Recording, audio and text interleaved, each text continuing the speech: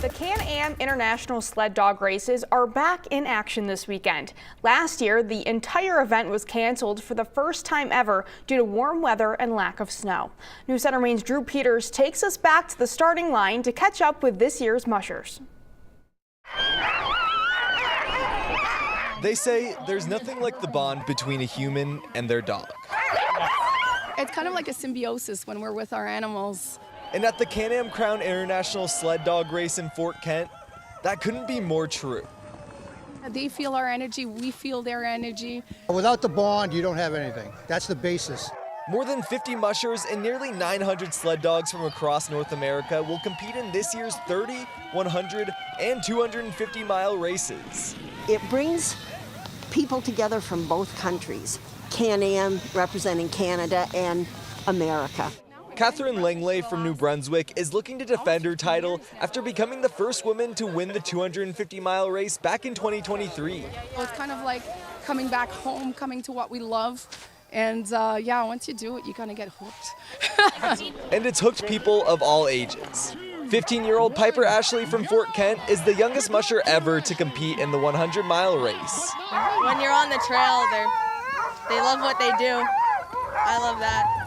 While the goal is always to cross the finish line first, race marshal Jim Cunningham says the rough terrain and conditions make finishing any of the races an accomplishment in itself. Up and down all these mountains and through the fields and things like that. On top of that, mushers are also racing a minimum of 2 hours and a maximum of almost 40.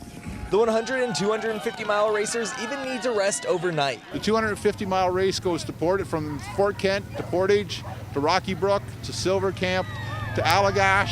To finish races on such mountainous trails, there are some tried and true musher strategies that can help make the race go as smooth as possible. I put my bigger dogs at the back, but I can't put the really fast dogs at the front because they set the speed too fast for the big dogs. But at the end of the day, it's all about the unbreakable bond between a musher and their dogs.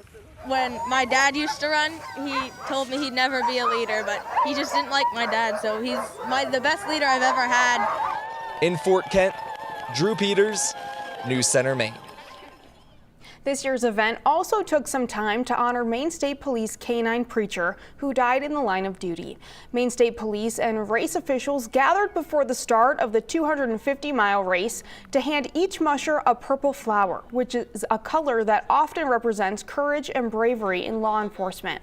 Lieutenant Brian Harris says it was touching to see the amount of support for preacher and says he feels there couldn't be a better place to honor him.